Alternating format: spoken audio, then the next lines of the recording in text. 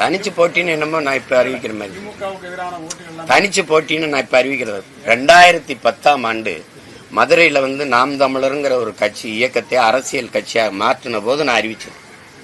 இந்திய கட்சிகள் திராவிட கட்சிகளோடு எந்த காலத்திலையும் கூட்டு இல்லை. ஏன்னா இந்த கட்சிகளின் கொள்கை கோட்பாட்டுக்கு எதிராக தான் நாங்கள் ஒரு புதிய தத்துவத்தை வச்சு தனித்த பாதையில் பயணிக்க தொடங்குறோம். ஒவ்வொரு தேர்தலையும் நான் சொல்லிட்டு நின்றுகிட்டே இருக்கேன். ஆனா நீங்க ஒவ்வொரு தேர்தலையும் பேசிட்டே இருக்கிறீங்க. உங்களுக்கு வேற வேலை இல்ல, நிறைய நேரம் இருக்கு. எனக்கு நேரம் இல்ல, நிறைய வேலை இருக்கு. புரியுதானே? உங்களுக்கு வேலை இல்ல, நிறைய நேரம் இருக்கு. எனக்கு நிறைய வேலை இருக்கு, நேரம் இல்ல. அதனால திரும்ப திரும்ப அதை நீங்க கேட்கும்போது கோவம் வந்துருது. எத்தனை தடவைப்பா சொல்றது? எனக்கு ஒரே பொண்டாட்டி தான், எனக்கு ஒரே பொண்டாட்டி தான், எனக்கு ஒரே பொண்டாட்டி தான் எத்தனை தடவை சொல்றது? உங்க கிசு கிசுக்கு இல்லாம நான் நேரத்தை செலவழிக்கிறது வேற வேற.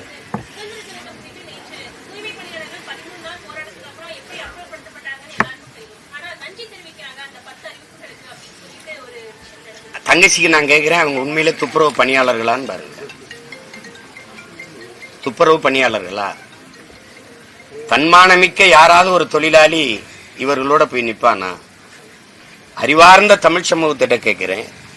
முதலாளிகளுக்கு உழைக்கும் மக்களை நீ கூலியா அனுப்பிட்டு தாரை வார்த்து கொடுத்துட்டு அந்த அமைப்பை, அது அதிமுகவுக்கும் மாற்றுக் கொள்கை இல்ல, திமுகவுக்கும் மாற்றுக் கொள்கை இல்ல. அவங்க 11 மண்டலத்தை கொடுத்தாங்க ஏற்கனவே அவங்க ஆட்சியில, மீதி இருக்கிறத கொடுத்தாங்க. ராம்கிங்கிற அந்த ஆந்திர மாநிலத்தினுடைய இந்த ஒய்எஸ்ஆர் காங்கிரசினுடைய பாராளுமன்ற உறுப்பினர், அவருக்கு தமிழ்நாட்டை சுத்தமா வச்சுக்கணும்னு எதுவும் வெங்கடாசலபதி கோயில்ல வேண்டுதலா தங்கச்சி ஒன்னும் இல்ல.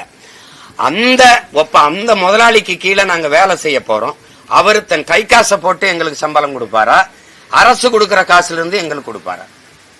அரசு கொடுக்கிற காசை வாங்கி எனக்கு சம்பளம் கொடுக்கற நடுவுல ஒரு ஏஜென்ட் இருக்கு, ஒரு முகவர் இருக்கு. நீ என்ன வேலை பாக்குற? உனக்கு என்ன வேலை? அந்த வேலையை உன்னால செய்ய முடியாதுன்னா மாநகராட்சி எதுக்கு? அதுக்கு தேர்தல் எதுக்கு? ஊரக உள்ளாட்சிக்கு அதுக்கு ஒரு மேயர்னு ஒரு பொறுப்பு எதுக்கு? அதுக்கு ஒவ்வொரு பகுதிக்கும் மாமன்ற உறுப்பினர் எதுக்கு? எதுக்கு? அந்த காசு தெண்ட செலவு தானே. இதுக்கு செலவழிக்கிற காசை என் மக்களுக்கு சம்பளம் கொடுத்துடலாம். 30,000 பேர் வச்சுக்கிறோமா, ஒரு மாசம் 20,000 30,000 சம்பளம் கொடுத்துக்கிறோம், 70 கோடிக்குள்ள முடிச்சிடலாம். ஆனா மாசத்துக்கு நீ 270 கோடி ஒதுக்குற. அதை வச்சு என்ன பண்ற? 5,000 கோடி வரி வருவாய் இருக்கு. அதுல அதை வச்சு என்ன பண்ற? மழை நீர் வழிந்து ஓடாது, கழிவு நீர் வெளியே வராது, எந்த சாலையும் சீரமைக்கப்படாது. இப்ப என்ன வேலைதான் மாநகராட்சி செய்யும்? இந்த வேலையை கொடுத்துட்ட. சரி, நான் முதலாளிக்கு ராம்கிங்கிற நிறுவனத்துக்கு வேலை செய்ய போறேன். வேலை செய்ய போறவனுக்கு காலைச்சோறு நீ எப்படி போடுவ? யாரு காசுல போடுற? காலைச்சோறு போடுறேன், மருத்துவ காப்பீடு 2 லட்சம் போடுறேன், செத்து போனா 10 லட்சம் கொடுக்குறேன். இது யாரு காசுல கொடுப்ப? நான் வேலை செய்யறது முதலாளிக்கு, இவர் காலையில சோறு போடுவாராம். எங்களை சோத்துக்கு சத்தபய மக்களாவே இந்த கட்சிகள் வச்சிருக்கு பாருங்க. காலையில பள்ளிக்கூடத்துக்கு உப்பாக்குன்னு சோறு போடுவேன் மாணவர்களுக்கு, உங்களுக்கு சோறு போடுவேன். ஏண்டா சோத்துக்கு சத்தபயல்களா எங்களை ஆக்கி வச்சிருக்கேன். எப்படி இருக்கு? காலையில நாங்க குப்பையில கூட்டுறதுல இவர் சோறு போடுவாரு, எங்கேன்னு போய் நின்று சோறு சாப்பிட்டுக்கிட்டு இருக்கணும். இந்த காசு எந்த இதுல இருந்து கொடுப்ப? இவ்வளவு பணம் இவ்வளவு இருக்கிற நீ இந்த சலுகை அறிவிக்கிற நீ, அவன் கேட்கறத கொடுத்துட வேண்டியதானே. தனியார் மயப்படுத்தாத எங்களை நிரந்தர பண்ணி ஆலை சோறு, இந்த செத்தா 10 லட்சம், யாராவது செத்து பாக்கணும் 10 லட்சம் கொடுக்குறானா இல்லையானு, அப்படிதானே நீங்க எடுத்துக்கிறதே. இப்போ இப்படி பாப்போம். முதல்ல கொடுத்த தேர்தல், நீங்க உங்க வாக்குறுதி வந்தால் பணி நிரந்தரம்னது, அந்த வாக்குறுதியை 4.5 ஆண்டுகளா நீங்க நிறைவேற்றாததுனால இப்ப இந்த போராட்டம் தீவிரம் எடுக்குது. அப்ப 4.5 ஆண்டுகளுக்கு முன்னாடி கொடுத்த வாக்குறுதியை நிறைவேற்றாத நீங்கள் இப்ப கொடுத்திருக்க வாக்குறுதி எப்ப நிறைவேற்றுவீங்க? தங்கச்சி, ஒருத்தன் தனி முதலாளி சம்பாதிக்கிறதுக்கு கள்ளச்சாராயம் காய்ச்சிறான், ஒருத்தன் கொழுப்படுத்து குடிச்சு சாகுறான். பல காலமா சாராயங்காய்ச்சி வித்த முதலாளி அவன் சம்பாரிச்சுக்கான் கோடி கோடியா, இவன் குடிச்சு செத்துருக்கான். மக்கள் காசுல எடுத்துக்கொண்டு நீங்க 10 லட்சம் கொடுக்குறீங்க. இதேதான் நீங்க ஒப்பிடணும். ஒரு முதலாளியின் லாபத்தை வைக்க நான் போய் உழைக்கணும், அரசு அவனுக்கு காசு கொடுத்துரும், டெண்டர் கொடுத்துரும், ஒப்பந்தம் கொடுத்துரும். ஒரு மாசத்துக்கு 270 கோடினா 10 மாசத்துக்கு 2700 கோடி. அது அப்படியே இந்த துப்புரவு பணிக்கு செலவுனா நவீன உபகரணங்கள், ஷூ, சாக்ஸ், அது இது அப்படி எல்லாம் கொடுப்பான தங்கச்சி. ஒரு கக்குஸ் கழுவ 350 ரூபா செலவழிச்ச நாடா பாத்திருக்கீங்களா? 350 ரூபா எப்படி இருக்கு பாருங்க. 1 கிலோ குப்பைக்கு 12 ரூபா போடுது. 1 கிலோ குப்பை அள்ளுறதுக்கு 12 ரூபா.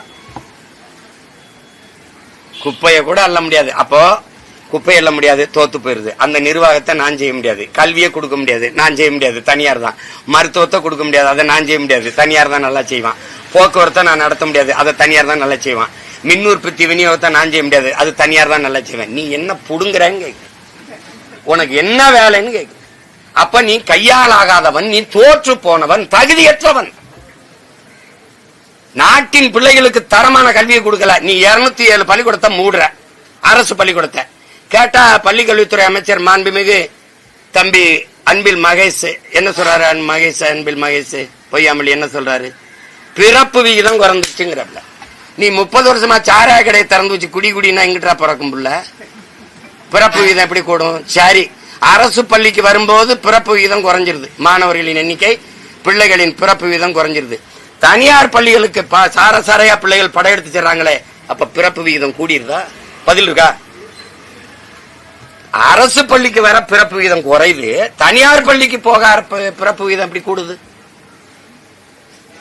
எப்படி கூடுது? இதுக்கு பள்ளி கல்விக்கு ஒரு துறை, உயர்கல்விக்கு ஒரு துறை, கால்நடைக்கு ஒரு துறை, பால் வளத்துக்கு ஒரு துறை, எதை பற்றி இங்க கவலைப்படாம கமிஷன் வாங்குறதுக்கு ஒரு துறை.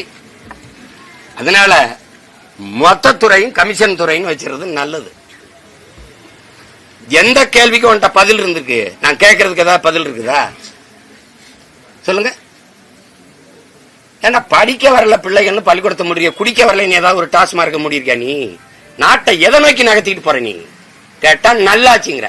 15வது நாள் அந்த போராட்டத்தை அவசரம் முடிச்சு விட்டு காலில் சோறு போடுறேன், 2 லட்சம் ரூபாய் காப்பீட்டுக்கு போடுறேன், செத்தா 10 லட்சம் கொடுக்குறேன்னு ஒரு பசப்ப அறிக்கையை விட்டு முடிச்சு இந்த நன்றின்னு சோறாக்கி போட்டு அங்க சும்மா இருந்த இந்த ஜூனியர் ஆர்டிஸ்ட் ஆட வச்சு வேடிக்கை பார்த்த மாதிரி இங்க வந்து கூட்டு அந்த புதுசா அப்பதான் தச்சு கொண்டாந்துருக்காங்க. அந்த பதாகை இப்படி பிடிக்கிறதா அப்படி பிடிக்கிறதான்னு தெரியல, அதுல என்ன எழுதிருக்குன்னே தெரியல. அது டைரக்ஷன் யாரு தெரியுமில்ல?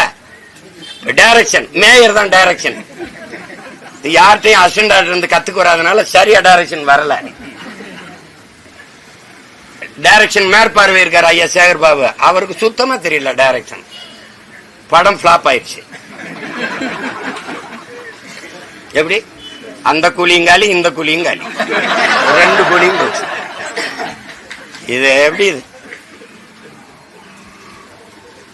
தங்கச்சி இதெல்லாம்